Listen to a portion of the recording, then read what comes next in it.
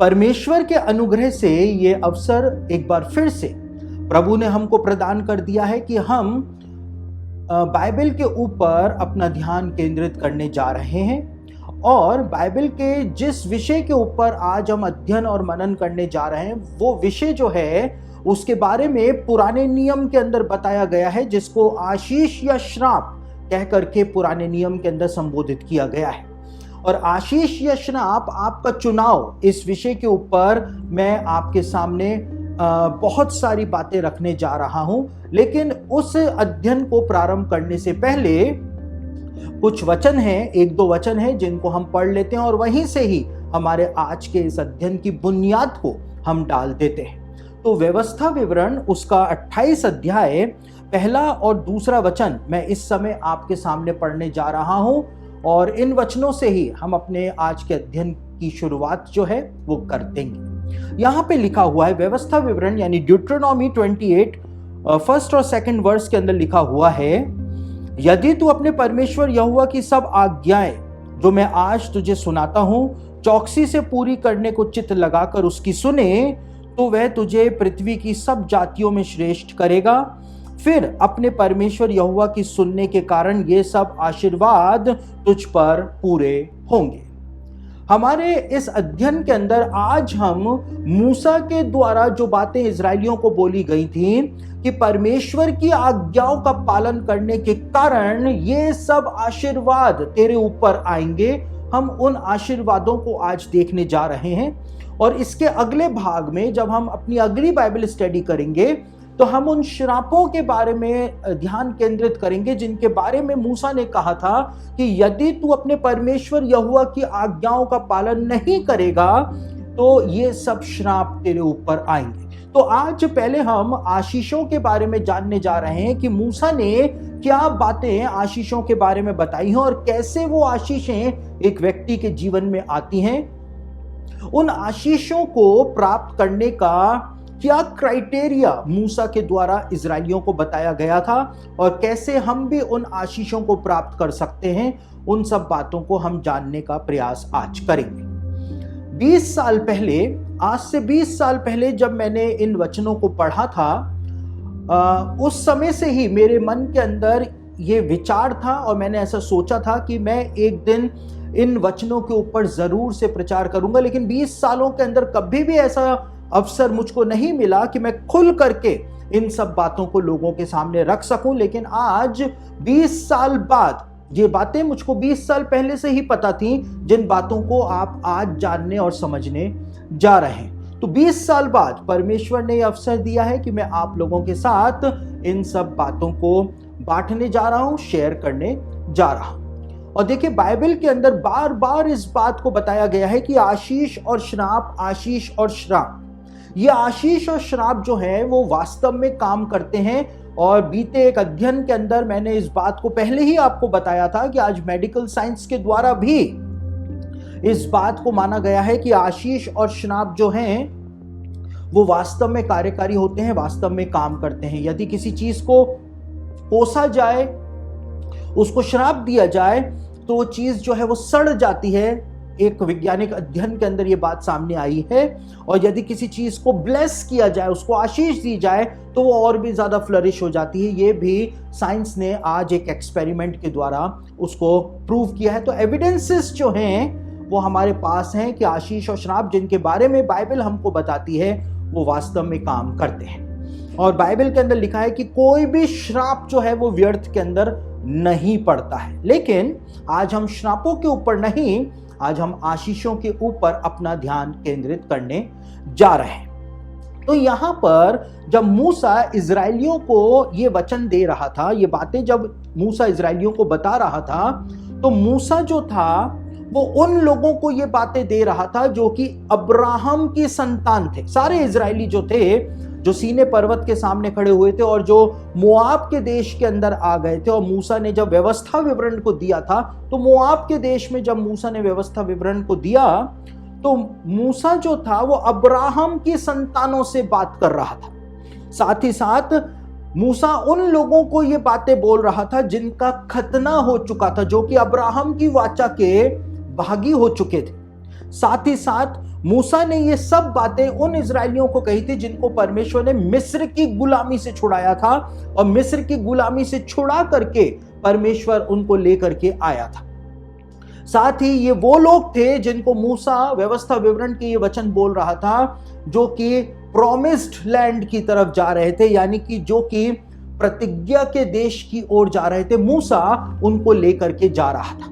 तो यहां पर हमको एक कोर रिलेशन जो है वो देखने को मिल जाता है। ये वचन जो है सिर्फ इजराइलियों के लिए नहीं थे, लेकिन ये वचन हम मसीहों के ऊपर भी लागू होते हैं। और क्यों लागू होते हैं वो मैं आपको आगे बताऊंगा।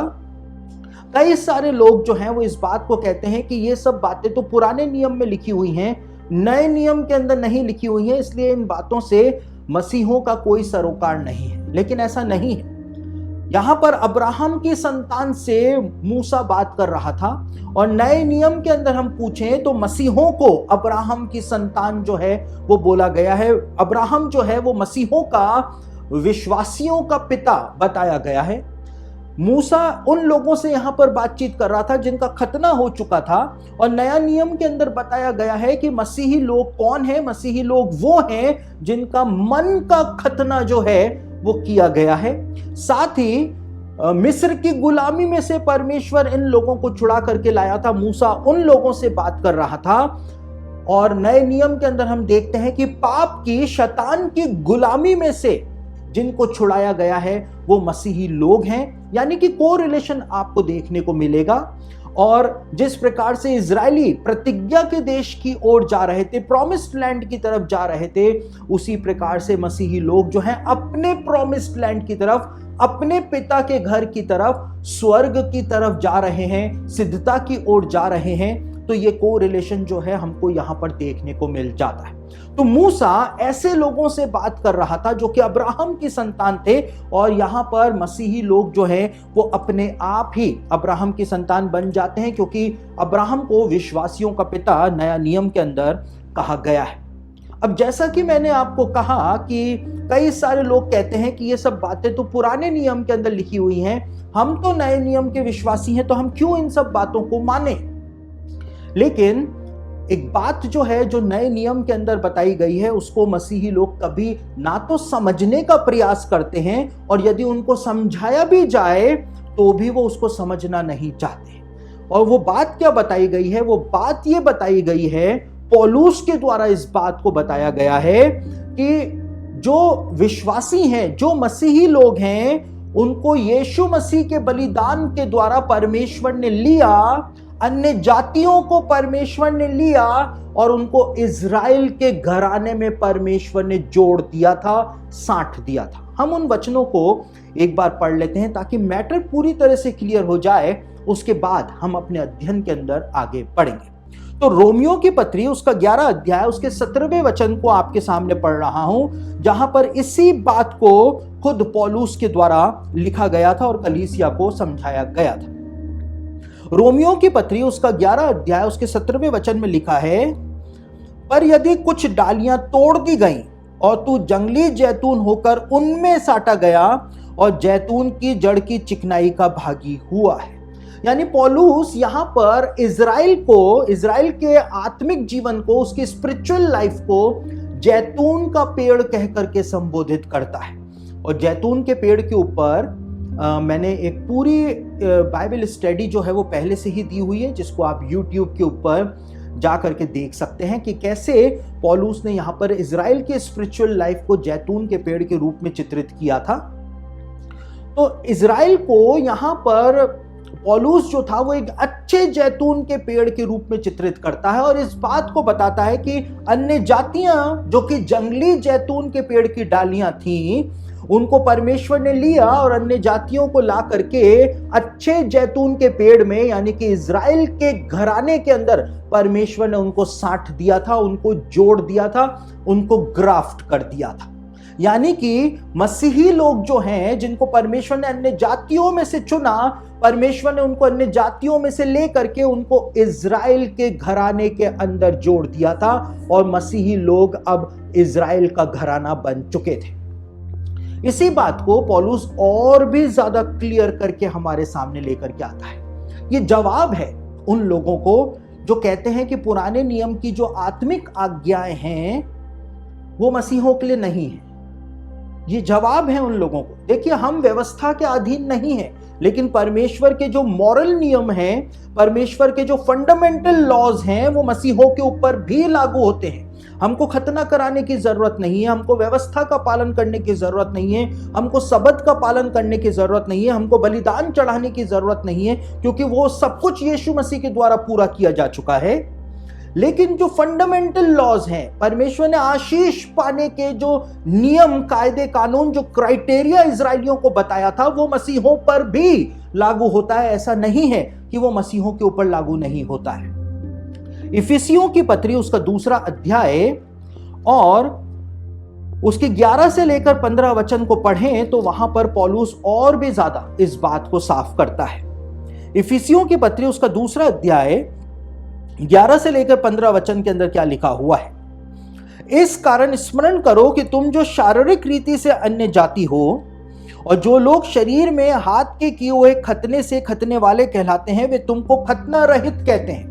यहूदी लोग अन्य जातियों को खतना रहित कहते हैं क्योंकि अन्य जाति खतना नहीं कराते हैं। तुम लोग उस समय मसीह से अलग और इजराइल की प्रजा के पद से अलग किए हुए और प्रतिज्ञा की वाचाओं के भागी ना थे और आशाहीन और जगत में ईश्वर रहित थे। यहां पर पौलुस कहता है कि तुम अन्य जाति थे पहले और तुम इजराइल की प्रजा का जो पद था, यानी इजराइल कहलाने का हक जो था, वो तुम्हारे पास नहीं था क्योंकि तुम तो अन्य जाति थे।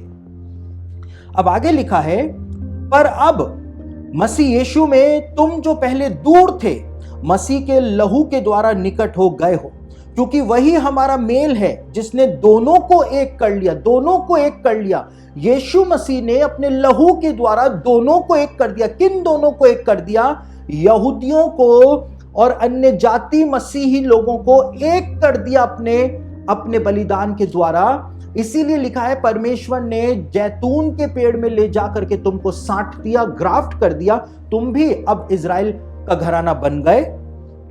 और आगे लिखा हुआ है, और अलग करने वाली दीवार को जो बीच में थी ढा दिया और अपने शरीर में बैर अर्थात वह व्यवस्था जिसकी आज्ञाएं विधियों की रीति पर थी मिटा दिया, कि दोनों से अपने में एक नया मनुष्य उत्पन्न करके मेल करा दे।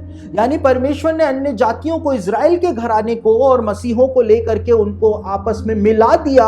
अब मसीही लोग भी इजराइल का घराना हो गए। इजराइल की प्रजा होने का पद जो था मसीहों को भी मिल गया। यहां पर इस बात को पौलुस ने बहुत ही ज्यादा क्लियर करके बताया है। और 19वें वचन के अंदर एक और बहुत महत्वपूर्ण बात लिखी हुई है, इसलिए तुम अब विदेशी और मुसाफिर नहीं रहे, परंतु पवित्र लोगों के संगी, स्वदेशी और परमेश्वर के घराने के हो गए।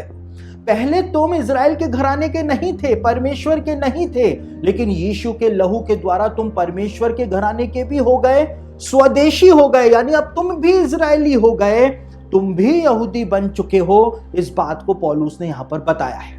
तो यहूदी केवल वो नहीं है जो कि इजराइल देश में रहता है।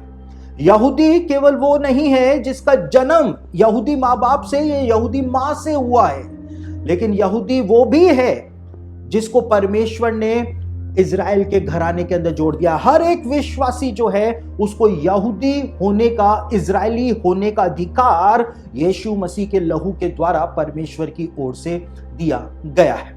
एक और वचन हम पढ़ लेते हैं, उसके बाद हम अपने मुख्य विषय के अंदर आगे आ जाएंगे।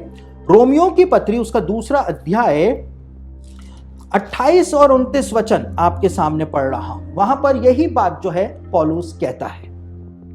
रोमियो की पत्री 2 अध्याय 28 और 29 में लिखा है, क्योंकि यहूदी वह नहीं जो प्रगट में यहूदी है, जो इजराइल देश के अंदर रहता है, सिर्फ वो ही यहूदी नहीं है, पौलुस इस बात को कहता है, और ना वह खतना है जो प्रगट में और देह में है। और यहूदी लोग जो खतना कराते हैं सिर्फ वो ही खतना नहीं है, पर यहूदी वही है जो मन में है, और खतना वही है जो हृदय और आत्मा में है, ना कि लेख का ऐसे की प्रशंसा मनुष्यों की ओर से नहीं परंतु परमेश्वर की ओर से होती है। यानी वही बात जो मैंने आपको बोली, पौलुस भी उसी बात को कहता है। पौलुस कहता है कि हर एक वो व्यक्ति जो इज़राइल देश में रहता है या जिसका जन्म यहूदी माँ बाप से हुआ है, केवल वो ही यहूदी नहीं है, लेकिन यहूदी तो वो है जो मन से यहूदी है, यानी जिसको परमेश्वर ने यहूदी होने का अधिकार जो है वो दिया है। तो ये आत्मिक नियम, आशीषें पाने के नियम जो है, जैसा कि मूसा ने कहा कि तू यदि अपने परमेश्वर की बात मानेगा तो ये सब आशीर्वाद तेरे ऊपर आएंगे। तो वो मौलिक नियम जो थे, फंडामेंटल लॉज जो थे, वो सिर्फ इज़राइल के ऊपर, यहूदियों के ऊपर पूरे नहीं होते हैं, क्योंकि हम भी इज़राइल के घराने में जुड़ चुके हैं, इज़राइल के आत्मिक जीवन के अंदर जुड़ चुके हैं। तो ये आत्मिक नियम जो हैं वो हमारे लिए भी परमेश्वर ने दिए हुए हैं। यदि हम इनको समझते हैं और इसके अनुसार अपने जीवन को बनाते हैं तो हम इन आशीषों को प्राप्त कर पाएंगे। और जो आशीषों के बारे में मैं आपको बताऊंगा, आप हैरान हो जाएंगे कि परमेश्वर ने किन आशीषों को देने के लिए कहा है। हम अक्सर सोचते हैं शायद पैसों के बारे में ही बाइबल के अंदर बोला गया है। कई सारे विश्वासी आशीष की बात आती है तो वो उसको पैसे से जोड़ करके देखते हैं, लेकिन ऐसा नहीं है। आप जब यहाँ पर आशीषों के बारे में सुनेंगे, जानेंगे, तो आप हैरान हो जाएंगे। अब परमेश्वर ने अपनी आशीषें प्रदान करने की कुछ शर्तें इजरायलियों को प्रदान करी थी, और वो शर्तें क्या थी उसके बारे में लेव्य व्यवस्था उसका 26 अध्याय और उसके 3 वचन के अंदर लिखा हुआ है। परमेश्वर ने 2 आवश्यक शर्तों को इजरायलियों के सामने रखा था। यहां पर क्या लिखा हुआ है 26:3 लेव्य व्यवस्था में, यदि तुम मेरी विधियों पर चलो और मेरी आज्ञाओं को मानकर उनका पालन करो। 2 आवश्यक शर्तें यहां पर परमेश्वर ने इजरायलियों के सामने रखी थी, और यही 2 आवश्यक शर्तें आज परमेश्वर मसीहों के सामने भी रख रहा है। पहली शर्त क्या है? मेरी विधियों पर चलो। और यहूदी ज्ञानी पुरुष जो हैं या यहूदी रब्बी जो हैं, जो सेजिस जो हैं, वो अपनी कमेंट्री के अंदर इस बात को कहते हैं कि यहां पर मेरी विधियों पर चलो का मतलब है मेरे वचन का अध्ययन करो। यानी परमेश्वर इस बात को कहता है कि तुम मेरी विधियों पर कब चल पाओगे? जब तुम मेरे द्वारा दिए गए वचन को पढ़ोगे। जब तक पढ़ोगे नहीं, जानोगे नहीं, तो तुमको पता कैसे चल पाएगा कि मेरी विधियां क्या हैं। तो सबसे पहली बात, मेरे वचन को पढ़ो, मेरे वचन का अध्ययन करो। और दूसरी बात, उनको मानकर उनका पालन करो। यानी कि पालन करने के लिए मेरे वचन का अध्ययन करो। वचन का अध्ययन तुम करते हो तो किसी को नीचा दिखाने के लिए नहीं, खुद की वाहवाही लूटने के लिए नहीं, वचन का ज्ञान अर्जित करने के लिए नहीं, लेकिन वचन का अध्ययन जब तुम करो तो आज्ञा पालन करने के लिए कहां पर कौन सी आज्ञा दी गई है, इस तरह से वचन का अध्ययन करो और मेरी आज्ञाओं का पालन करो। और यहूदी जो रब्बी हैं वो इस बात को कहते हैं कि कोई भी व्यक्ति ऑटोमेटिकली परमेश्वर की आज्ञाओं का पालन नहीं कर सकता है जब तक कि वो उन आज्ञाओं के बारे में जानेगा नहीं, जब तक कि उन आज्ञाओं को पूरा करने के बारे में वो सोचेगा नहीं, तब तक ऑटोमेटिकली वो आज्ञाएं जो हैं वो कभी भी पूरी नहीं कर पाएगा। तो ये एक आवश्यक शर्त थी जिसको परमेश्वर ने इजरायलियों के सामने रखा था। मेरी विधियों पर चलो, यानी कि मेरे वचन का अध्ययन करो जो मैंने तुमको दिया है, और उनका पालन करो। वचन का अध्ययन ऐसा करो कि उसके द्वारा तुम मेरी आज्ञाओं का पालन कर सको। और ये दोनों शर्तें जब तुम पूरी कर दोगे तो मैं तुमको अपनी आशीषों से भरपूर कर दूंगा। अब यहूदी रब्बी एक और बात को यहां पर नोट करते हैं। यहूदी रब्बी इस बात को कहते हैं कि परमेश्वर ने मूसा को जो आशीषें बताई थी, उन आशीषों के अंदर परमेश्वर ने मुख्य रूप से 2 ही बातों को बोला था। परमेश्वर ने कहा था मैं तुमको प्रॉस्पेरिटी दूंगा, यानी समृद्धि दूंगा, तुमको आशीष दूंगा। और दूसरी चीज परमेश्वर ने कहा था मैं तुम्हारे शत्रुओं के ऊपर तुमको विजय दूंगा, तुम अपने शत्रुओं से पराजित नहीं होगे। बस ये 2 बातें परमेश्वर ने मूसा को बोला था कि मैं तुमको इस प्रकार की आशीष दूंगा। यहूदी रब्बी इस बात को भी पॉइंट आउट करते हैं कि आशीषों की जो सूची परमेश्वर ने दी थी, उन आशीषों की सूची के अंदर आत्मिक आशीषों के बारे में परमेश्वर ने जोर नहीं दिया था। आत्मिक आशीष के बारे में परमेश्वर ने कहा था, लेकिन जोर नहीं दिया था कि मैं तुमको आत्मिक आशीषें दूंगा। परमेश्वर ने उनको फिजिकल ब्लेसिंग जो थी, मटेरियल ब्लेसिंग जो थी, वो देने का प्रॉमिस किया था। स्पिरिचुअल ब्लेसिंग देने का प्रॉमिस इतना परमेश्वर ने नहीं किया था। और यहूदी रब्बी कहते हैं ऐसा क्यों परमेश्वर ने स्पिरिचुअल ब्लेसिंग देने पर जोर नहीं दिया? तो यहूदी रब्बी जवाब देते हैं अपनी कमेंट्रीज के अंदर कि परमेश्वर ने कहा था मेरी आज्ञाओं का पालन करो तो तुमको यह सारी आशीषें मिलेंगी। तो जब एक व्यक्ति, एक इजरायली सारी आज्ञाओं का पालन करता रहेगा अपने जीवन भर, जब उसकी मृत्यु होगी, तो मृत्यु होने के बाद जब उसकी आत्मा उसके शरीर से अलग हो जाएगी, तब परमेश्वर उसको स्पिरिचुअल ब्लेसिंग देगा। उस समय उसको स्पिरिचुअल ब्लेसिंग मिलेगी। इसलिए परमेश्वर ने मूसा को जो व्यवस्था दी थी उसमें स्पिरिचुअल ब्लेसिंग्स पर ज्यादा जोर नहीं दिया था। तो ये बात यहूदी रब्बी जो हैं वो बताते हैं। तो अब बात ये आती है कि परमेश्वर ने कौन कौन सी आशीषें किस प्रकार से इजरायलियों को देने का प्रॉमिस मूसा के द्वारा दिया था, और वही बात जो है वो कैसे मसीहों के ऊपर भी लागू हो जाती है। देखिए, मैं अक्सर इस बात को कहता हूं और लोग मुझको गलत समझते हैं। मैं इस बात को कहता हूं कि आज मसीहत के अंदर जो प्रचार किया जा रहा है कि आप पैसे दो और आपको आशीष मिलेगी, आप मेरी मिनिस्ट्री को पैसे दो आपको आशीष मिलेगी, आप उस काम के लिए पैसे दो आपको आशीष मिलेगी, बाइबल के अंदर वो क्राइटेरिया नहीं बताया गया है। यहां पे कहीं पर भी नहीं लिखा हुआ है। हमने वचन पढ़ा, यहां पे नहीं लिखा है, मूसा नहीं कहता है कि मेरी मिनिस्ट्री को तुम पैसा दो तो परमेश्वर तुमको आशीष देगा। ये क्राइटेरिया नहीं बताया गया है बाइबल में आशीषें पाने का। तो जो बात मैं कहता हूं कि मसीही प्रचारक आशीषें पाने का जो फॉर्मूला बताते हैं, वो फॉर्मूला बाइबल में नहीं पाया जाता है। आप परमेश्वर के काम के लिए पैसा देंगे, परमेश्वर आपको आशीष देगा, उसमें कोई डाउट नहीं। लेकिन आपको कोई प्रॉमिस नहीं मिल जाता है। हो सकता है आप पैसा देने के बावजूद आपको आशीष ना मिले। क्यों?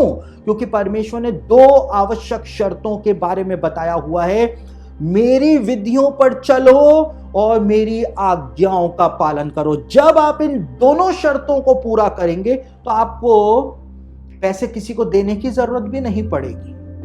उसकी मिनिस्ट्री में, उसकी मिनिस्ट्री में, उसकी मिनिस्ट्री में, उसकी मिनिस्ट्री में, किसी की भी मिनिस्ट्री में देने की जरूरत नहीं पड़ेगी। आप इन दोनों आज्ञाओं को मानेंगे, दोनों शर्तों को मानेंगे, तो आपको घर बैठे ब्लेसिंग मिलनी शुरू हो जाएगी।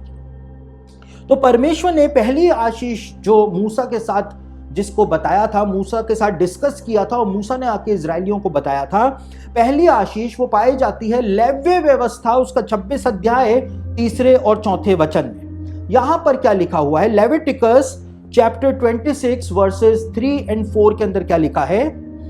यदि तुम मेरी विधियों पर चलो, यानी कि मेरे वचन का अध्ययन करो और मेरी आज्ञाओं को मानकर उनका पालन करो, जो तुमने पढ़ा मेरे वचन में, उन आज्ञाओं को यदि तुम मानो कि वो मेरी आज्ञा है और उनका पालन करो, तो मैं तुम्हारे लिए समय समय पर मेंह बरसाऊंगा, बारिश करूंगा, तथा भूमि अपनी उपज उपजाएगी और मैदान के वृक्ष अपने अपने फल दिया करेंगे। मैं यहूदी रब्बियों की कमेंट्री इस विषय में पढ़ रहा था, तो यहूदी रब्बी इस बात को कहते हैं कि इन वचनों के अंदर परमेश्वर ने इजरायलियों को अच्छी हेल्थ देने का प्रॉमिस किया था। यदि तुम मेरी आज्ञाओं का पालन करोगे तो मैं तुमको अच्छी हेल्थ दूंगा। अच्छी हेल्थ कैसे दूंगा? यहूदी रब्बी कहते हैं कि बारिश जो है वो इरिगेशन के लिए नेसेसरी होती है, यानी फसलों के लिए बारिश जो है वो जरूरी होती है। बारिश जो है वो पीने के पानी के लिए जरूरी होती है, और पानी जो है और फसलें जो हैं, फ्रूट्स जो हैं, वो इंसान की हेल्थ के लिए जरूरी होते हैं। तो परमेश्वर का पहला प्रॉमिस जो परमेश्वर ने दिया था, यहूदी रब्बी इस बात को बताते हैं, पहला प्रॉमिस जो था वो परमेश्वर ने अच्छी हेल्थ इजरायलियों को देने का प्रॉमिस किया था। तो परमेश्वर आवश्यक शर्तों में इस बात को ले आता है कि यदि तुम मेरे वचन का अध्ययन करोगे, उनको मानोगे कि ये मेरी आज्ञाएं हैं, तो फिर उनका पालन भी करोगे, और जब पालन करोगे तो पहली ब्लेसिंग मेरी तरफ से जो तुमको मिलेगी, वो पहली ब्लेसिंग तुमको अच्छी हेल्थ के रूप में मिलेगी। देखिए, एक वचन मुझको याद आ रहा है, प्रकाशित वाक्य उसका पहला अध्याय उसका 3 पद। वहां पर भी यही बात बताई हुई। हम उस वचन को पढ़ लेते हैं। प्रकाशित वाक्य उसका पहला अध्याय उसके 3 वचन के अंदर यूहन्ना एक बात, बहुत ही महत्वपूर्ण बात जो है वहां पर बताता है। क्या बताता है? प्रकाशित वाक्य यानी Revelation, book of Revelation chapter 1 verse 3 में, धन्य है वो, यानी ब्लेसेड इज ही, धन्य है वो व्यक्ति जो इस भविष्यवाणी के वचन को पढ़ता है। यहूदी रब्बी क्या कहते हैं? मेरी विधियों पर चलो, यानी कि परमेश्वर के वचन का अध्ययन करो। यहां पर क्या यूहन्ना कहता है? यूहन्ना कहता है धन्य है वो जो इस भविष्यवाणी के वचन को पढ़ता है। सबसे पहला काम शुरू कहां से होता है? वचन को पढ़ने से। उसके बाद यूहन्ना कहता है और वे जो सुनते हैं, जो वचन में लिखा है उसको पढ़ते हैं, किसी के द्वारा सुनाया जा रहा है तो उस आज्ञा को सुनते हैं, वचन में क्या लिखा हुआ है और इसमें लिखी हुई बातों को मानते हैं। परमेश्वर ने कहा इनको मानो और इनका पालन करो। जो इसको मानते हैं क्योंकि समय निकट है। यानी वही बात यूहन्ना ने यहां पर दोहराई जिसके बारे में हम लेव्य व्यवस्था के अंदर पढ़ रहे हैं कि परमेश्वर की आवश्यक शर्तों में एक शर्त यह भी परमेश्वर के द्वारा बताई गई थी। तो पहली आशीष परमेश्वर ने जो बताई, जिसके बारे में यहूदी रब्बी बताते हैं, लेव्य व्यवस्था में बताया हुआ है कि परमेश्वर ने अच्छी बारिश देने का जो प्रॉमिस दिया था, वो अच्छी बारिश इसलिए देगा ताकि क्रॉप्स यानी फसलें हो सके, पीने का पानी पर्याप्त मात्रा में हो सके, फ्रूट्स हो सके, और भी जितनी चीजें होती हैं वो सब अच्छी मात्रा में हो सके, ताकि इजरायली उनको खा सके, खाने के बाद उनको अच्छी हेल्थ मिल सके। तो अच्छी हेल्थ देने का प्रॉमिस परमेश्वर ने दिया था। जो यहोवा की आज्ञाएं मानते हैं उनकी आयु लंबी होती है, नीति वचन के अंदर लिखा हुआ है। दूसरी आशीष जिसके बारे में परमेश्वर ने मूसा को कहा था, परमेश्वर ने मूसा को बताया था कि परमेश्वर इजरायलियों को दुष्ट आत्माओं से भी बचाएगा, डीमंस से प्रोटेक्शन देगा। कहां पर लिखा हुआ है? यहूदी रब्बी क्या बताते हैं? लेव्य व्यवस्था 26 अध्याय उसके 6 वचन के अंदर यह बात लिखी हुई। यहां पर क्या लिखा है? और मैं तुम्हारे देश में सुख चैन दूंगा और तुम सोओगे और तुम्हारा कोई डराने वाला ना होगा। तुम सोओगे रात को, यानी यहां पे रात के प्रोटेक्शन की बात परमेश्वर ने बोली थी। यहूदी ज्ञानी कहते हैं तुम रात को सोओगे और रात को कोई तुमको डराने वाला नहीं होगा, और मैं उस देश में दुष्ट जंतुओं को ना रहने दूंगा। परमेश्वर ने कहा था मैं उस देश में दुष्ट जंतुओं को रहने नहीं दूंगा। यहूदी ज्ञानी इस बात को कहते हैं कि बिना शांति के, बिना सुख चैन के सारी मटेरियल ब्लेसिंग बेकार है। आपके पास करोड़ों रुपए हो, अरबों रुपए हो, आलीशान बंगला हो समुद्र के किनारे, आपके पास कई सारे जहाज हो, लेकिन उससे कोई मतलब नहीं है जब तक कि आपके पास शांति नहीं। तो यहां पर परमेश्वर सुख चैन देने की बात करता है सबसे पहले कि मटेरियल ब्लेसिंग के साथ तुमको सुख चैन दूंगा ताकि तुम उस मटेरियल ब्लेसिंग को एंजॉय कर सको। दूसरी बात परमेश्वर कहता है मैं रात के समय तुमको प्रोटेक्शन दूंगा, तुमको आराम की नींद दूंगा, रात के समय कोई तुमको डराने ना पाएगा।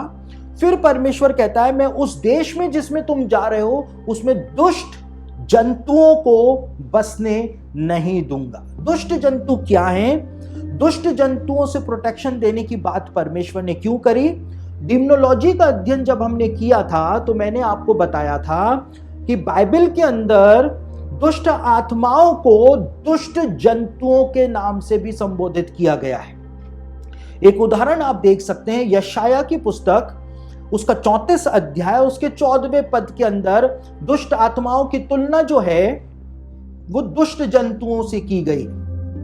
Book of Isaiah chapter 34 verse 14 के अंदर आप उस एग्जाम्पल को देख सकते हैं। तो परमेश्वर ने दूसरी ब्लेसिंग देने की बात जो करी थी, परमेश्वर ने कहा था मैं तुमको सुख चैन दूंगा, तुमको शांति दूंगा, जो शांति आपको कहीं से भी नहीं मिल सकती है। मेरी विधियों पर चलो, यानी मेरे वचन का अध्ययन करो, उनको मानो और उनका पालन करो, तो ये सब आशीषें तुम पर आएंगी। किसी प्रचारक के भरमाने के अंदर आओगे, मेरी सेवकाई को पैसे दो, आशीष लो के फॉर्मूले के ऊपर चलोगे, तुमको आशीषें नहीं मिलेंगी, लेकिन मेरी विधियों पर चलो, उनको मानो और उनका पालन करो तो ये सब आशीषें तुम्हारे ऊपर आएंगी। ये सिर्फ इजरायलियों के लिए दी हुई आज्ञाएं नहीं है, ये हम मसीहों पे भी लागू होती हैं, क्योंकि हम भी तो इजराइल की प्रजा के पद के ऊपर अब आ चुके हैं। उसके बाद तीसरी ब्लेसिंग जो थी, यहूदी रब्बी बताते हैं, वो स्पिरिचुअल ब्लेसिंग परमेश्वर ने इजरायलियों को देने का प्रॉमिस किया था। स्पिरिचुअल ब्लेसिंग की भी बात करी थी परमेश्वर ने, कहां पर करी थी? लेव्य व्यवस्था 26 अध्याय 11 और 12 वचन में परमेश्वर ने आत्मिक आशीषें देने का प्रॉमिस भी इजरायलियों को दिया था। यहां पर क्या लिखा है? और मैं तुम्हारे बीच अपना निवास स्थान बनाए रखूंगा और मेरा जी तुमसे घृणा नहीं करेगा। मैं तुम्हारे बीच में अपना निवास स्थान बनाए रखूंगा, मेरा जी तुमसे घृणा नहीं करेगा, परमेश्वर ने कहा था। बाइबल में लिखा है, परमेश्वर के पवित्र आत्मा को शोकित ना करो, मेरा जी तुमसे घृणा नहीं करेगा, परमेश्वर ने कहा। और मैं तुम्हारे मध्य चला फिरा करूंगा और तुम्हारा परमेश्वर बना रहूंगा और तुम मेरी प्रजा बने रहोगे। और इसीलिए पौलुस कहता है कि परमेश्वर का मंदिर जो है वो तो तुम ही हो, जिसके अंदर परमेश्वर खुद अपने पवित्र आत्मा के रूप में वास करता है।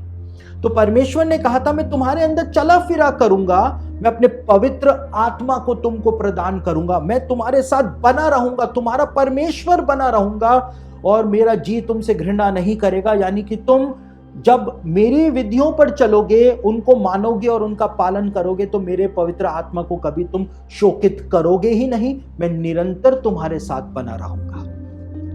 यह स्पिरिचुअल ब्लेसिंग देने का प्रॉमिस परमेश्वर ने दिया था। यानी कि मटेरियल ब्लेसिंग, भौतिक आशीषों के साथ साथ स्पिरिचुअल ब्लेसिंग, इतनी बड़ी स्पिरिचुअल ब्लेसिंग देने का भी परमेश्वर ने प्रॉमिस जो है वो हमको पहले से ही दिया हुआ है। उसके बाद बहुत महत्वपूर्ण बात, चौथी बात जो है उसको हम पढ़ते हैं व्यवस्था विवरण 28 अध्याय उसके 3 पद में। और व्यवस्था विवरण 28 अध्याय उसके 3 वचन के अंदर बहुत महत्वपूर्ण एक ब्लेसिंग के बारे में मूसा के द्वारा परमेश्वर ने बताया था। यहां पर मूसा कहता है, परमेश्वर ने मूसा के द्वारा कहा, यदि तू मेरी सारी विधियों पर चलोगे, उनको मानोगे और उनका पालन करोगे तो धन्य हो तू नगर में, धन्य हो तू नगर में। अब नगर के अंदर धन्य कैसे होगा? जब तू अपने सिटी में घूम रहा होगा तो कोई भी एक्सीडेंट तेरे साथ नहीं होगा। आप अपनी मोटरसाइकिल के ऊपर जा रहे हैं, अपनी कार के अंदर जा रहे हैं, धन्य हो तू नगर में, क्योंकि आप परमेश्वर के वचन का अध्ययन करते हैं, परमेश्वर के वचन में लिखी हुई बातों को मानते हैं और उनका पालन भी करते हैं, तो आप अपने नगर के अंदर ब्लेसिड हैं। आपके साथ, आपके नगर में कुछ भी बुरा नहीं हो सकता है, आपके बच्चों के साथ बुरा नहीं हो सकता है। आप बाइक के ऊपर जा रहे हैं, आपका एक्सीडेंट नहीं होगा। कोई सुअर सामने आ गया, आप उससे टकरा करके गिर गए, कुछ भी नहीं होगा। या सांड भागा भागा आ गया और सांड ने आकर के सींग मार दिए, लेकिन आपके साथ नहीं होगा। धन्य हो तू नगर में।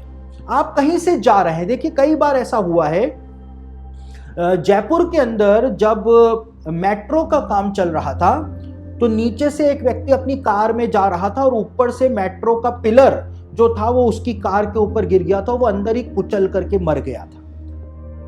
बाइबल प्रॉमिस देती है आपको, धन्य हो तू नगर में, तेरे साथ कुछ भी ऐसा नहीं हो सकता है। यीशु मसीह के पास कुछ लोग आए और उन्होंने कहा कि शिलो का गुम्मट 18 लोगों के ऊपर गिर गया था, तो क्या वो पापी लोग थे? यीशु मसीह से क्वेश्चन पूछा। आप कहीं पर गए हैं, कहीं पे बिल्डिंग का काम चल रहा है सिटी के अंदर, आप वहां पे खड़े हैं, आपने अपनी गाड़ी पार्क करी और आप जा ही रहे हैं कि ऊपर से कोई लोहे का सरिया या गर्डर आकर के आपके ऊपर गिर जाए। परमेश्वर प्रॉमिस देता है, ये मेरी ब्लेसिंग है, धन्य हो तू नगर के अंदर, तेरे साथ ऐसा नहीं होगा। ये जो अननेचुरल डेथ है वो तेरे साथ होगी ही नहीं। परमेश्वर ने इस बात का प्रॉमिस दिया है। साथ ही जैसा कि हम देखते हैं इजराइल के अंदर हुआ, 7 अक्टूबर 2023 को हमास के जो आतंकवादी थे उन्होंने इजराइलियों का नरसंहार किया। तो परमेश्वर कहता है धन्य हो तू नगर में। अगर ऐसी कोई परिस्थिति कहीं पर भी आपके साथ बन जाती है तो भी परमेश्वर आपको वहां पर प्रोटेक्शन देगा और आपको वहां से बचा करके निकाल लेगा। ये परमेश्वर का प्रॉमिस है। धन्य हो तू नगर में। और ये धन्य हो तू नगर में, आपको नगर में परमेश्वर कब अपना प्रोटेक्शन देगा? जब तू मेरी विधियों पर चलेगा, यानी कि मेरे वचन को पढ़ेगा। हम वचन तो पढ़ते हैं ही नहीं, पढ़ते हैं तो ज्यादा से ज्यादा भजन संहिता, ठीक है, तो वचन तो हम पढ़ते ही नहीं है। वहां पे लिखा है वचन पढ़ना है और दिल लगा करके पढ़ना है। ऐसा पढ़ना है कि समझ में आए कि इस आज्ञा का पालन करना है। भाई जब तू ऐसा करेगा और आज्ञाओं का पालन करेगा तो तू धन्य हो जाएगा। नगर में कुछ भी हो जाए, भूचाल आ जाए, भूकंप आ जाए, पूरा सिटी गिर जाए, लेकिन परमेश्वर तुझको, तेरे परिवार को बचा करके वहां से निकाल लेगा। जैसे लूत और उसके परिवार को निकाल लिया था, नूह और उसके परिवार को निकाल लिया था। धन्य हो तू नगर में, परमेश्वर ने प्रॉमिस दिया। उसके बाद क्या लिखा है? यहीं पर ही 28 अध्याय के 3 वचन में, व्यवस्था विवरण में, ड्यूट्रोनॉमी में यहां पे लिखा है धन्य हो तू खेत में। खेत वो जगह होती है जहां पर इंसान काम करता है, मेहनत करता है, परिश्रम करता है रोजी रोटी कमाने के लिए। यहां पे लिखा है ब्लेसिड है तू अपने खेत में, अपनी फील्ड के अंदर। यानी कि मेहनत कर रहे हैं आप अपने ऑफिस में, अपने स्कूल में, हॉस्पिटल के अंदर, सब कुछ कर रहे हैं, ना तो प्रमोशन मिल रहा है, ना सैलरी बढ़ रही है, ना कुछ हो रहा है, ना जिंदगी के अंदर आप आगे बढ़ पा रहे हैं, जिंदगी के अंदर आप वो सब कुछ चीजें प्राप्त भी नहीं कर पा रहे हैं जो चीजें आपको चाहिए हैं। वो ब्लेसिंग जो आपको चाहिए वो नहीं मिल रही है। यहां पे लिखा है धन्य हो तू खेत में, यानी जब तू मेरी विधियों का पालन करेगा तो मैं तेरे खेत के ऊपर, जहां पर तू परिश्रम करता है, रोजी रोटी कमाने के लिए परिश्रम करता है, मैं उस खेत के ऊपर आशीष दूंगा, तेरी नौकरी के ऊपर आशीष दूंगा, तुझको प्रमोशन भी टाइम पर मिलेगा, कोई भी तेरा हक मार नहीं पाएगा। ऑफिसेस के अंदर बहुत सारे लोग होते हैं, खास तौर से जो बॉस लोग होते हैं, वो एम्प्लॉयज का हक मारते हैं। प्रमोशन मिलना है इसको, लेकिन देते हैं इसको। ये बेकार आदमी जो प्रमोशन के लायक या नौकरी करने के लायक नहीं है, इसको प्रमोशन देकर ऊपर ले जाएंगे, लेकिन ये जो काबिल है इसको प्रमोशन नहीं देंगे।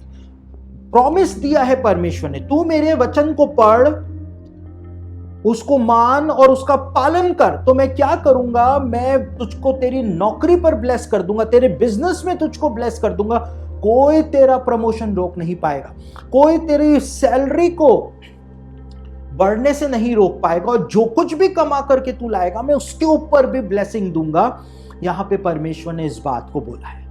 परमेश्वर ने तो कहा ही नहीं कि भाई इतना अमाउंट जो है वो तुम यरूशलेम के मंदिर के अंदर जमा करना, तो फिर मैं अमाउंट देखूंगा, अच्छा इतना अमाउंट दिया है तो उस अमाउंट के अकॉर्डिंग मैं तुमको आशीष दूंगा। ये क्राइटेरिया तो परमेश्वर ने रखा ही नहीं था। परमेश्वर ने कहा था मेरी आज्ञाओं को मानना, वचन को पढ़ना और उनका पालन करना, और उसके बाद ये सब ब्लेसिंग तुम्हारे ऊपर आनी शुरू हो जाएंगी।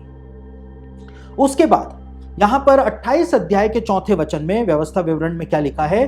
धन्य हो तेरी संतान, तेरे बच्चे जो हैं वो ब्लेसिड हो जाएं, ब्लेस हो जाएंगे तेरे बच्चे, अगर तू बिल्कुल वैसा ही करेगा जैसा तुझको बताया जा रहा है। तेरे बच्चे गलत रास्तों पर नहीं जाएंगे।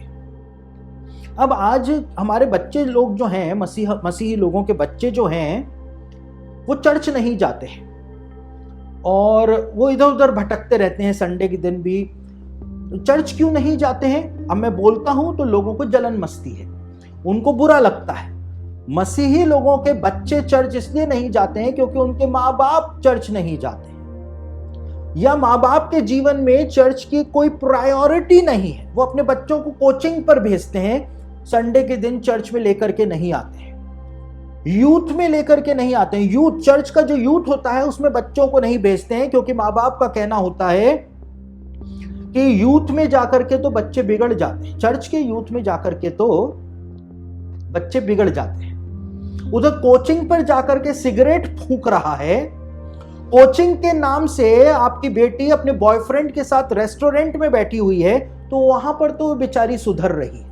लेकिन चर्च के यूथ में आकर के बच्चे बिगड़ जाते हैं और फिर बाद में यही बच्चे जब ड्रग्स लेने लगते हैं या फिर वो कहती है कि मैं नॉन क्रिश्चियन से शादी करूंगी या नॉन क्रिश्चियन के साथ भाग जाती है, तो आकर के पादरी साहब को कहते हैं कि प्रार्थना कर दो, और कुछ भी नहीं होता है, कुछ भी नहीं होता है। क्योंकि पहले आपको अपने जीवन के अंदर परमेश्वर को प्रायोरिटी देनी है। मेरी विधियों पर चलो, वचन का अध्ययन करो, उनको मानो और उनका पालन करो। लिखा है अपने बच्चों को उठते बैठते सोते जागते वचन सिखाया करना, ये लिखा है। जब तुम इसका पालन नहीं कर रहे हो तो उसका परिणाम यही होगा, आप परमेश्वर से अपने बच्चों को दूर लेकर के जा रहे हो। लेकिन जो पालन करता है, यहां पे लिखा है धन्य हो तेरी संतान, तेरे बच्चे कभी भी गलत रस्तों पर नहीं जाएंगे, नशे के रास्ते के ऊपर नहीं जाएंगे। परमेश्वर ने इस बात का प्रॉमिस दिया है। परमेश्वर देखता रहेगा, उनको प्रोटेक्शन देता रहेगा, सही मार्ग पर लेकर के चलता रहेगा। आपके बच्चों को परमेश्वर ब्राइट फ्यूचर देगा, ये प्रॉमिस खुद परमेश्वर ने दिया हुआ है। आपके बच्चों को आप ही के शहर में एम्प्लॉयमेंट मिलेगा, नौकरी मिलेगी, अच्छी नौकरी मिलेगी। जब हम इस अध्ययन का अगला भाग करेंगे, श्रापों वाला भाग करेंगे, तो उसमें परमेश्वर ने कहा है कि जब बच्चे दूसरे शहर में चले जाते हैं, वो एक प्रकार का श्राप होता है। नौकरी करने के लिए चले गए या मजबूरी के अंदर वहां पर जाके सेटल होना पड़ा, तो वो परमेश्वर ने श्रापों की श्रेणी के अंदर रखा है। अब ये कंट्रोवर्शियल विषय हो सकता है, आप मेरे साथ इस विषय को लेकर के बहस कर सकते हैं, लेकिन मैं बहस करने में इंटरेस्टेड नहीं हूं, क्योंकि जो बाइबल में लिखा है मैं बस वही आपको बताऊंगा। उससे ना तो मैं 1 इंच इधर खिसकूंगा ना 1 इंच इधर खिसकूंगा। मैं कोई भी बात बढ़ा चढ़ा करके आपको नहीं बताऊंगा, लेकिन बाइबल में ऐसा लिखा है, जो मुझको समझ में आता है वो मैं आपके सामने रखूंगा। अब आपको जैसा समझ में आता है आप उसको उस तरह से समझ लीजिएगा। लेकिन धन्य हो तेरी संतान, तेरे बच्चों को तेरे ही शहर के अंदर अच्छा एम्प्लॉयमेंट मिल जाएगा, तुझको घबराने की जरूरत नहीं पड़ेगी, और तेरे बच्चे जो हैं वो प्रभु के पीछे चलने वाले बनेंगे। तेरी संतान प्रभु के पीछे पीछे चलने वाली बनेगी। जैसा तू है बिल्कुल वैसा का वैसा तेरी संतान बन जाएगी, क्योंकि तू मेरी आज्ञाओं का पालन करता है, मेरे वचन का अध्ययन करता है, उसको मानता है। तेरे बच्चे भी बिल्कुल वैसे के वैसे बन जाएंगे। ये परमेश्वर की ब्लेसिंग तेरे बच्चों के ऊपर आ जाएगी। उसके बाद सातवीं आशीष के बारे में जिसको हम देख रहे हैं, यहां पे 28 अध्याय के 4 वचन के अंदर ही लिखा हुआ है, और तेरी भूमि की उपज और तेरी भूमि की उपज और गाय और भेड़ बकरी आदि पशु के बच्चे, इन सबके ऊपर भी ब्लेसिंग रहेगी। देखिए, भूमि की उपज जो है वो आपकी सैलरी हो सकती है, आपका मुनाफा हो सकता है। आपकी सैलरी के ऊपर भूमि की उपज, क्योंकि खेत के ऊपर आशीष आएगी तो भूमि की उपज के ऊपर भी आशीष आएगी। आपकी सैलरी के ऊपर आशीष आएगी, तो आशीष का मतलब है कि आपको अपनी सैलरी जो है वो दवाइयां खरीदने में वेस्ट नहीं करनी पड़ेगी, डॉक्टरों की फीस देने के लिए वेस्ट नहीं करनी पड़ेगी, वकीलों की फीस देने के लिए वेस्ट नहीं करनी पड़ेगी। आपको आपकी सैलरी जो है उस पर इस प्रकार की ब्लेसिंग रहेगी कि कोई भी आपकी मेहनत की कमाई जो है उसको अपने घर में नहीं रख पाएगा। परमेश्वर ने इस बात का प्रॉमिस दिया है, क्योंकि अच्छी हेल्थ दूंगा, पहला प्रॉमिस, अच्छी हेल्थ दूंगा तो डॉक्टर के पास जाने की जरूरत नहीं है। मैं शत्रुओं को तुमसे हरवा दूंगा तो वकीलों के पास जाने की जरूरत नहीं है। और जब अच्छी हेल्थ है तो दवाएं लेने की जरूरत नहीं है, तो आपकी सैलरी के ऊपर ब्लेसिंग रहेगी। दूसरी बात यहां पर लिखा हुआ है कि धन्य हो तेरे गाय भेड़ बकरी आदि पशु के बच्चे। बाइबल के जमाने के अंदर जो धन संपत्ति हुआ करती थी, वो धन संपत्ति भेड़ बकरियों से उसको तोला जाता था। जितनी ज्यादा भेड़ बकरियां होंगी, गाय होंगी, वो उतनी ज्यादा आप धनवान हैं, उतने ज्यादा आपके पास धन संपत्ति है। इसका एक उदाहरण हम देख सकते हैं उत्पत्ति की पुस्तक के अंदर। अब्राहम और लूत की जो धन संपत्ति थी उसको भेड़ बकरी जो है उससे ही तोला गया था। तो उत्पत्ति के पुस्तक उसका 13 अध्याय 2, 5 और 6 वचन जो है उसमें इसी बात को बताया हुआ है। यानी परमेश्वर आपको पैसे की आशीष देगा। आप जो सैलरी कमाएंगे उसमें से काफी कुछ बचाएंगे, और जब बचाएंगे तो वो पैसा जो है वो बढ़ता चला जाएगा, आपकी सेविंग्स बढ़ती चली जाएंगी। ये प्रॉमिस परमेश्वर ने प्रदान किया है। कब आपके पास पैसे की ब्लेसिंग होगी, कब आपके पास पैसा रहेगा? मेरी विधियों पर चलेगा, उनको मानेगा और उनका पालन करेगा, तो ये ब्लेसिंग तेरे पास रहेंगी। उसके बाद यहां पर लिखा है 5वें वचन में, धन्य हो तेरी टोकरी। टोकरी जो होती है उसके अंदर फलों को जमा किया जाता है, फलों को रखा जाता है। तो यहां पे परमेश्वर क्या बोल रहा है?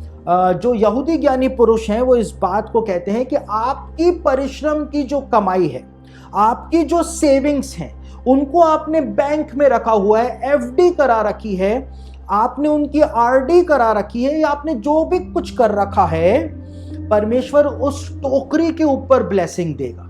जब श्रापों की बात आएगी तो वहां पे परमेश्वर कहता है, श्रापित हो तेरी टोकरी। यानी कि जितना भी जमा किया हुआ है तूने, सेविंग्स करी है, एफडी करी है, जो कुछ भी तूने करा हुआ है वो श्रापित है, वो सब तुड़वाना पड़ेगा और सब पैसा जो है वो लगाना पड़ेगा। लेकिन जब तेरे ऊपर आशीष है, तेरे पास पैसा ही पैसा होगा, उस पैसे को तू जमा करेगा, जैसे फल टोकरी में जमा किए जाते हैं, तू उसकी एफडी कराएगा, बैंक के अंदर रखेगा, और भी अपने घर में भी रख सकता है, दूसरी चीजें भी खरीद सकता है, लेकिन तेरी टोकरी जो है जिसके अंदर तेरी मेहनत का फल है वो आशीषित रहने पाएगी।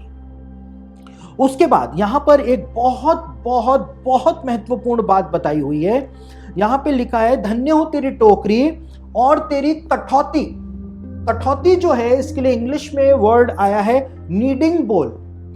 नीडिंग बोल जो है यहां पर वो शब्द इस्तेमाल किया गया है इंग्लिश की बाइबल में। नीडिंग बोल होता है वो थाली जिसके अंदर आटा गूंदा जाता है। परमेश्वर कहता है, धन्य हो तेरी कठौती, यानी तेरा आटे की थाली जो है वो धन्य हो जाएगी, यानी तेरे खाने के ऊपर मैं ब्लेसिंग दूंगा। यहूदियों का एक ग्रंथ है तालमुद, उसके अंदर सारा के बारे में एक बात बताई हुई है कि सारा जो थी उसके तंबू के अंदर 3 आश्चर्य कर्म हुआ करते थे। पहला आश्चर्य कर्म यह हुआ करता था कि सारा के तंबू के ऊपर एक बादल जो है वो हमेशा छाया रहता था, जो कि पवित्र आत्मा का प्रतीक पुराने नियम में माना जाता था। सारा के तंबू के अंदर जो लैंप जलता था उसका तेल कभी खत्म नहीं होता था, और सारा के तंबू के अंदर तालमुद बताती है जो गुंदा हुआ आटा होता था वो कभी खत्म नहीं होता था। जैसे ही सारा की मृत्यु हुई थी तो ये तीनों आश्चर्य कर्म होने बंद हो गए थे, और इसीलिए अपनी मां की मृत्यु के कारण इसहाक जो था वो उदास था। क्यों था? क्योंकि बचपन से वो तीनों आश्चर्य कर्म वो देखता हुआ आया था, लेकिन मां की मृत्यु के बाद वो तीनों आश्चर्य कर्म बंद हो गए थे। और इसीलिए लिखा है कि जैसे ही रिबका शादी करके आई और जैसे ही इसहाक रिबका को लेकर के अपने मां सारा के तंबू में आया, तब जाकर के इसहाक को शांति मिली, उसको चैन मिला। क्यों? क्योंकि तालमुद बताती है कि जैसे ही रिबका ने सारा के तंबू में पैर रखा, वो स्वर्गीय बादल वापस से सारा के तंबू पे आ गया। वो तेल जो था लैंप का वो खत्म होना बंद हो गया, वो वापस से जलना शुरू हो गया, और गुंदा हुआ आटा जो है वो भी खत्म होना बंद हो गया। तो रिबका के आने से वही ब्लेसिंग्स जो थी वो सारा के तंबू में वापस से लौट आई थी। तो यहां पे लिखा है, धन्य हो तेरी कठौती, तेरे आटे की थाली जो है जिसमें आटा गूंदा जाता है वो धन्य हो, यानी तेरे खाने के ऊपर, तेरे भोजन के ऊपर परमेश्वर ब्लेसिंग देगा। और देखिए कितना ही स्वादिष्ट खाना हो, खाना खाने की जो सामर्थ्य है वो भी परमेश्वर ही देता है। स्वादिष्ट स्वादिष्ट खाना सामने रखा हुआ है, लेकिन जमाने भर की बीमारियां हो तो आप खाना नहीं खा सकते, आपको भाएगा ही नहीं, वो खाना आपको भाएगा ही नहीं। और इसीलिए बाइबल के अंदर एक बात लिखी हुई है कि परमेश्वर यदि किसी को श्राप देता है, परमेश्वर यदि किसी को दंड देता है, तो वो खाने के द्वारा देता है, भोजन के द्वारा देता है। लिखा हुआ है लिखा हुआ है कि उनका भोजन उनके लिए फंदा और जाल और दंड का कारण हो जाए। जो निवाला वो खाते हैं वो उनके पेट में जाकर के विष बन जाए। ये बाइबल के अंदर लिखा हुआ है, खुद दाऊद ने इस बात को कहा। तो उनका भोजन उनके लिए फंदा और जाल और दंड का कारण हो जाए, विष बन जाए उनके अंदर जाकर के। और हम क्या देखते हैं, जितनी भी बीमारियां होती हैं, मैक्सिमम बीमारियों का कारण खाना ही होता है। डायबिटीज क्यों होती है? खाने की वजह से। मीठा खाओगे डायबिटीज हो जाएगी। अर्थराइटिस क्यों होती है? इम्बैलेंसेस की वजह से, जो अंदर केमिकल्स होते हैं खाने की वजह से। तो मैक्सिमम बीमारियां जो होती हैं वो खाने की वजह से होती हैं। तो यहां पे लिखा है, तू मेरी आज्ञाओं को मानेगा, वचन पढ़ेगा, उनका पालन करेगा मेरी आज्ञाओं का, तो मेरी आशीष तेरी कटौती पर होगी। जो कुछ भी तू खाएगा वो मेरी आशीष के साथ तेरे अंदर जाने पाएगा। और जब मेरी आशीष के साथ वो खाना तेरे अंदर जाने पाएगा तो तेरे को कोई बीमारी ही नहीं होगी। वो ब्लेसिड खाना होगा जिसको तू खाएगा। वो खाना तेरे लिए फंदा और जाल और दंड का कारण नहीं बनेगा। वो खाना जो तू खा रहा है तेरे अंदर जाकर के विष नहीं बनेगा, लेकिन वो तेरे लिए ब्लेसिंग का काम करेगा। और इसीलिए यहां पे लिखा है, धन्य हो तेरी कटौती, यानी तेरे आटे की थाली जो है वो धन्य हो जाएगी। उसके बाद आगे क्या लिखा हुआ है यहां पर, व्यवस्था विवरण 28 अध्याय उसके 6 वचन में, धन्य हो तू भीतर आते समय और धन्य हो तू बाहर जाते समय।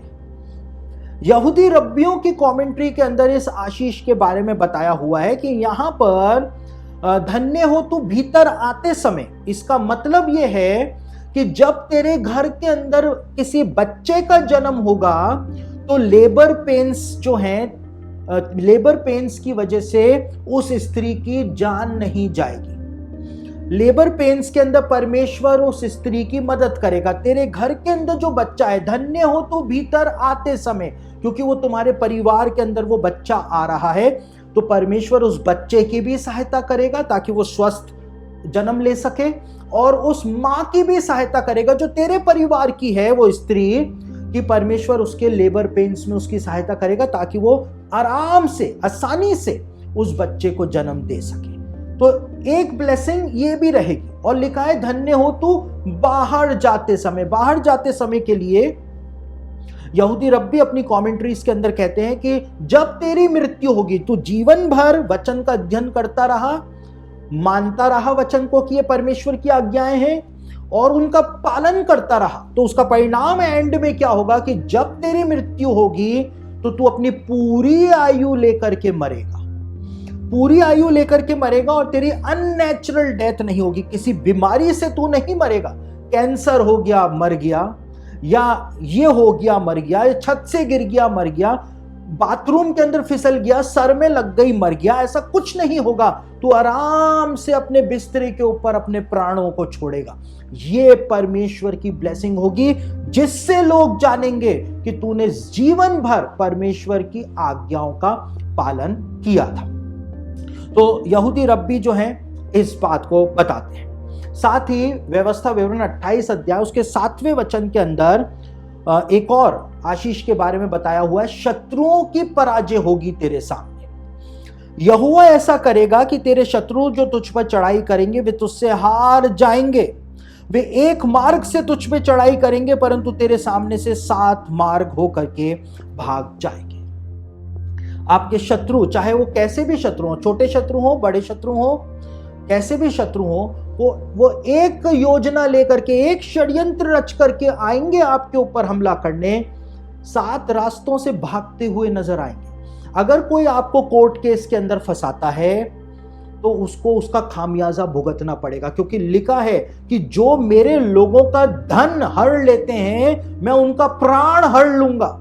मेरे लोगों का धन का नुकसान कर रहे हैं, मैं उनकी जान का नुकसान कर दूंगा, परमेश्वर ने प्रॉमिस दिया है। अगर आपके ऊपर गलत आरोप लगा रहे हैं, लोग आपकी बदनामी कर रहे हैं, एक षड्यंत्र, एक प्लॉट बना करके, वो 7 रास्तों से भागते हुए नजर आएंगे। क्यों? क्योंकि आप वो हैं जो परमेश्वर की विधियों पर चलते हैं, उनको मानते हैं और उनका पालन करते हैं। तो परमेश्वर का डिवाइन फेवर आपके साथ है। इसलिए तो अय्यूब कहता है, अय्यूब इस बात को कहता है कि जब वो मुझे तालेगा, सोने की तरह जब वो मुझको तपा देगा, तो मैं कुंदन बन के बाहर आ जाऊंगा।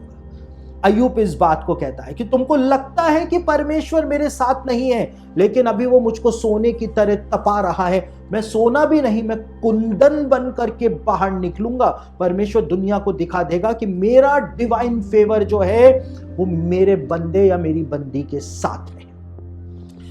आपके आत्मिक शत्रु जो है, आत्मिक शत्रु भी होते हैं, सिर्फ भौतिक शत्रुओं की बात यहां पे नहीं की गई है। आत्मिक शत्रु भी होते हैं, आपके आत्मिक जीवन से जलने वाले, चिढ़ने वाले होते हैं। वो आपको बदनाम करेंगे, वो आपको हर जगह नीचे दिखाने का प्रयास करेंगे, वो आपको कहीं पर भी काम नहीं करने देंगे प्रभु का। वो एक षड्यंत्र के साथ सफल होने की कोशिश करेंगे, लेकिन परमेश्वर उनको 7 रास्तों के ऊपर भागने के लिए मजबूर कर देगा। वो भागते ही रहेंगे, कभी इस बीमारी से बचने के लिए, कभी इस संकट से बचने के लिए, कभी उस संकट से बचने के लिए, और आप प्रभु में आगे ही बढ़ते चले जाएंगे, आगे ही बढ़ते चले जाएंगे। तो ये परमेश्वर के प्रॉमिस है। और एक सबसे बड़ा साइन यहां पे परमेश्वर ने अपनी आशीषों का प्रदान किया है। यहां पर क्या लिखा है? व्यवस्था विवरण 28 अध्याय उसके 12वें पद में, यहोवा तेरे लिए अपने आकाश रूपी उत्तम भंडार को खोलकर तेरी भूमि पर समय पर मेह यानी बारिश बरसाया करेगा, और तेरे सारे कामों पर आशीष देगा, और तू बहुतेरी जातियों को उधार देगा, परंतु तुझ किसी से तुझे उधार ना लेना पड़ेगा। ये एक बहुत बड़ा साइन है कि परमेश्वर की ब्लेसिंग आपके पास है। आपको किसी से भी उधार नहीं लेना पड़ेगा, लेकिन आप हमेशा दूसरों को उधार देंगे ही देंगे। ये बहुत बड़ा साइन है। देखिए, अब मैं यहां पर ये नहीं बोल रहा हूं कि यदि कोई बीमारी हो गई, हॉस्पिटल का बिल भरना है, या किसी काम के लिए आपको पैसा किसी से उधार लेना पड़े, तो वो बात मैं यहां पर नहीं बोल रहा। हम पढ़ते हैं बाइबल के अंदर कि एक भविष्यवक्ता की पत्नी एलिशा के पास आई और आकर के कहा कि तेरा दास भविष्यवक्ता जो था वो तो मर गया, लेकिन मरने से पहले उसने उधार लिया था, और अब जिससे उधार लिया था वो मेरे दोनों बेटों को ले जाना चाहता है गुलाम बना करके, क्योंकि उधार चुकाने के लिए हमारे पास पैसे नहीं हैं। तो वो भविष्यवक्ता था, एलिशा का चेला था, उसके बावजूद उसको उधार लेना पड़ गया था। तो मैं वो बात नहीं बोल रहा हूं यहां पर। परिस्थितियां कभी कभी ऐसी बन जाती हैं कि आपको उधार लेना पड़ सकता है, लेकिन अगर आप कंटिन्यूअसली उधार ले रहे हैं, आप उधार के बिना आपका काम नहीं चल पा रहा है, इससे उधार लिया, इसका चुकाने के लिए, इसका चुकाने के लिए इससे उधार लिया, यानी कि परमेश्वर की ब्लेसिंग नहीं है आपके पास, और आपको उस आशीष को पाने के लिए परमेश्वर के वचन की तरफ लौटना पड़ेगा। तो ये एक बहुत बड़ा साइन बताया गया है। यहां पर लिखा है 13वें वचन के अंदर कि परमेश्वर तुझे पूंछ नहीं, तुझे सिर बनाएगा। यानी कि आपको परमेश्वर कभी भी नीचे नहीं रहने देगा। हर जगह पर परमेश्वर आपको ऊंचाई के ऊपर लेकर के जाएगा। आप कहेंगे नहीं नहीं, मैं इस काम को नहीं कर सकता हूं, तो भी वो काम जो है वो आपके हाथ में सौंपा जाएगा। परमेश्वर आपकी इज्जत को बढ़ाता बढ़ाता बढ़ाता और बढ़ाता चला जाएगा। तो मैं तुझको पूंछ नहीं सिर बनाऊंगा, तो तेरी इज्जत को बढ़ाऊंगा। तो परमेश्वर ने ये सब ब्लेसिंग देने का प्रॉमिस इजरायलियों को दिया था, और परमेश्वर ने आवश्यक शर्त जो है वो सिर्फ 2 रखी थी। मेरी विधियों पर चलो और मेरी आज्ञाओं को मानकर उनका पालन करो, तो ये सब ब्लेसिंग मैं तुमको दे दूंगा। अच्छी हेल्थ दे दूंगा, पैसा भी दे दूंगा, तुमको तुम्हारे खाने पे आशीष दे दूंगा, स्पिरिचुअल ब्लेसिंग दे दूंगा। तुमको किसी से उधार लेना नहीं पड़ेगा। क्यों नहीं लेना पड़ेगा? धन्य हो तेरी टोकरी, धन्य हो तेरे खेत की उपज। तेरे पास पैसा रहेगा, तेरा पैसा कोई नुकसान नहीं कर पाएगा। तुझको फ्रॉड में फंसा करके कोई तेरा पैसा नहीं ले जा पाएगा। धन्य हो तेरी टोकरी और तेरी खेत की उपज। परमेश्वर ने इस बात को कहा था। तो परमेश्वर ने ये सारे प्रॉमिसेस देने, सारी ब्लेसिंग्स देने का प्रॉमिस इजरायलियों को दिया था। आवश्यक शर्तें 2 ही रखी थी जिनको हमने जाना है।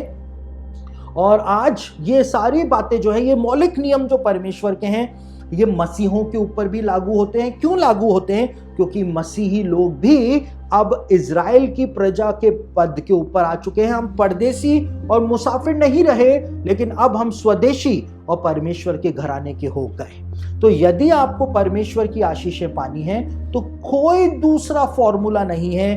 परमेश्वर के वचन का अध्ययन करें, माने परमेश्वर के वचन को और उनका पालन करें। ये सारी आशीषें घर बैठे परमेश्वर आपको प्रदान कर देगा। तो मैं आज अपने संदेश को यहीं पर ही समाप्त कर रहा हूं।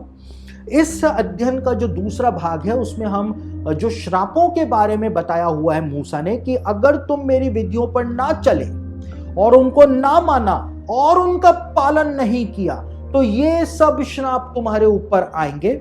उसका अध्ययन हम अगले सेशन के अंदर करेंगे ताकि हम इस विषय को कंप्लीट कर सकें। ये बहुत ही गंभीर विषय है।